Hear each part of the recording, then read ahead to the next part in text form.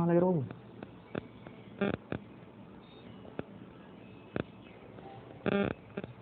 Hello guys, how are you? I hope you all are well. So till the last day we have discussed about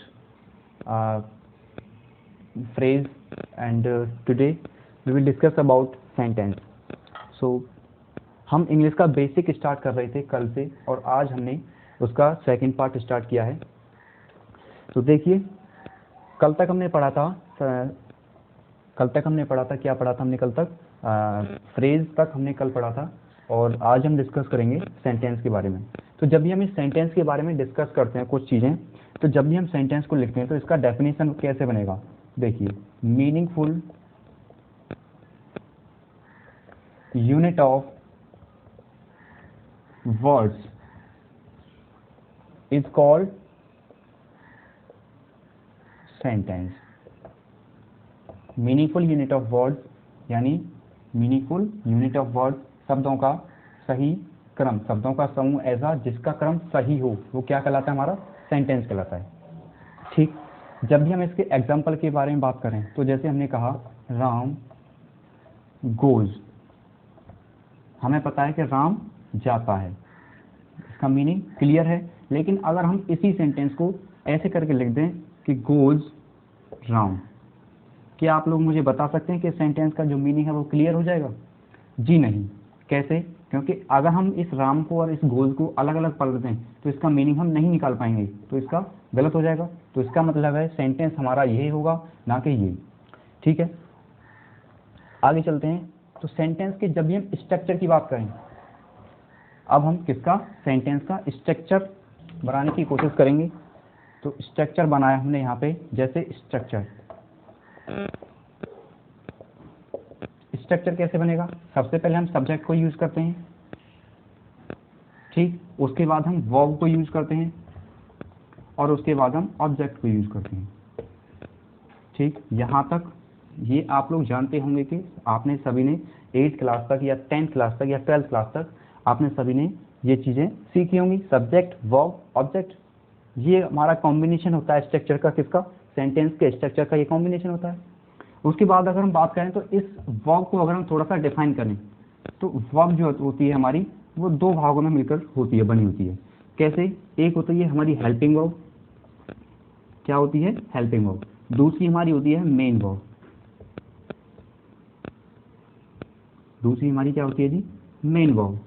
ठीक, अब थोड़ा सा इस helping verb, main verb को आगे थोड़ा सा डिस्क्राइब करें तो हेल्पिंग वर्ब हमारी क्या होती है? कौन सी होती है हेल्पिंग वर्ब?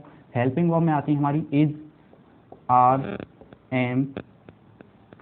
बाद में अगर हम बात करें तो वॉज, वर। आगे थोड़ा सा और बात करें तो हैज, हैव एंड हैड। आगे और बात करें तो इसके आगे थोड़ा सा और आ जाएं, डू, डज। यहाँ तक जो होती है हमारी हेल्पिंग वर्ब होती हैं। इनके अलावा हमारे पास आज तक ऐसी कोई भी हेल्पिंग वर्ब नहीं है जो नहीं आई। जो आई इसमें is, are, am, was, were, has, have, had, do और डज।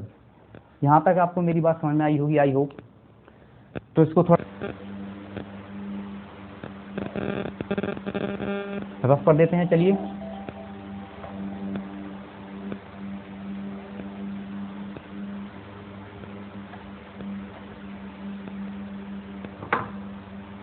तो अब हम समझने की बात को करेंगे, किसको? हेल्पिंग वर्ब हमने यहाँ पे समझी। अब हम समझने को कहेंगे मेन वर्ब।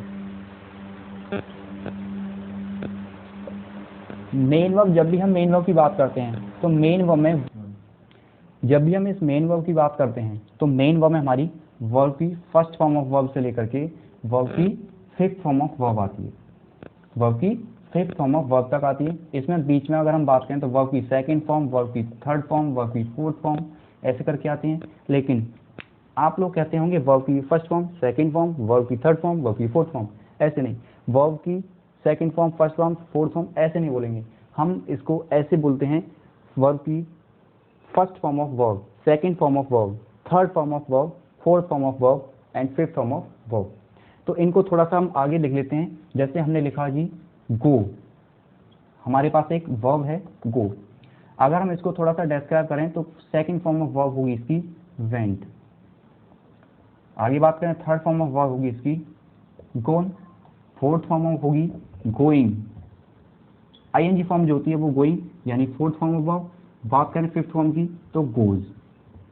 वर्ब की बेस फॉर्म में ईएस लगा करके या एस लगा करके हम उसको वर्ब की फिफ्थ फॉर्म ऑफ वर्ब उसको सिंगुलर बनाने के लिए काम आगे करते हैं। आपको लोगों को पता होगा आप लोगों को कि जो गो है यानी जो वर्ब होती है वो हमारी प्लूरल फॉर्म में होती है। जब भी हम इस वर्ब को प्लूरल फॉर्म से सिंगुलर फॉर्म में कन्वर्ट करने के लिए बोलते हैं तो वर्ब की फोर्थ यानी वर्ब की फिफ्थ फॉर्म ऑफ वर्ब हो जाती है। वर्ब की फिफ्थ फॉर्म ऑफ वर्ब का मतलब है कि या तो इसके साथ एस लगाइए या इसके साथ ई एस लगाइए, उसके बाद ये क्या बन जाता है, ये हमारी वर्ब की फिफ्थ फॉर्म ऑफ वर्ब हो जाती है। चलिए आगे समझते हैं। अब हम एक सेंटेंस लिखते हैं, जैसे हमने लिखा राम। चलिए थोड़ा सा इंग्लिश में इसको लिख लेते हैं। जैसे लिखा हमने Ram is doing his work. ठीक, तो राम क्या है हमारा सब्जेक्ट हो गया।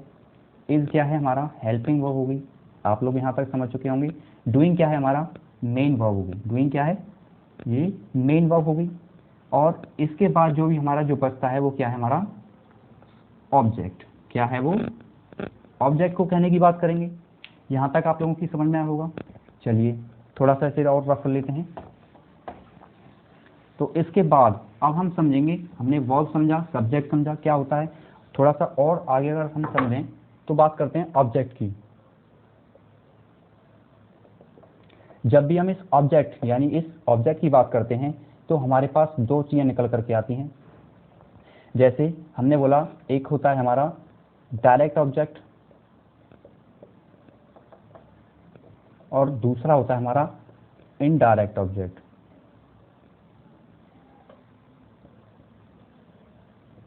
इनडायरेक्ट ऑब्जेक्ट, ठीक। जब भी हम डायरेक्ट ऑब्जेक्ट की बात करते हैं तो इसे हम किस चीज़ से पहचानेंगे। हमें पता है कि कोई सेंटेंस होगा तो उसमें हमें पहचानने की भी जरूरत होगी। जब भी किसी सेंटेंस में अगर हम डायरेक्ट ऑब्जेक्ट को पहचानेंगे तो कैसे करेंगे, सबसे पहले हम उसमें व्हाट लगाएंगे। और अगर इनडायरेक्ट ऑब्जेक्ट को पहचानेंगे तो उसमें हम whom का प्रयोग करेंगे। किसका प्रयोग करेंगे, उसमें हम whom का प्रयोग करेंगे। यहाँ तक आपको समझ में आया होगा मेरी बात को। चलिए एक एग्जांपल लेते हैं। जैसे हमने लिखा राम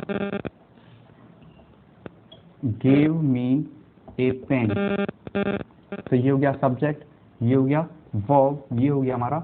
हमने बोला Ram gave me what, a pen हमारा आंसर आ रहा है, तो ये हो गया हमारा डायरेक्ट ऑब्जेक्ट। जब भी हम कहें राम गेव whom अ पेन, राम गेव whom अ पेन, तो आंसर क्या आएगा हमारा, आएगा आंसर मी। और मी क्या हो जाएगा, ये इनडायरेक्ट ऑब्जेक्ट। आई बात यहाँ तक समझ में। तो गाइस थोड़ा सा इसका बेसिक था, दो पार्ट में हमने खत्म किया है।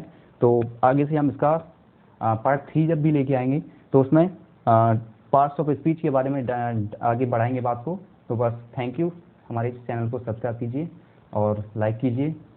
अगर आपको अच्छा लगा हो तो इसमें कमेंट कीजिए। तो थैंक यू गाइस।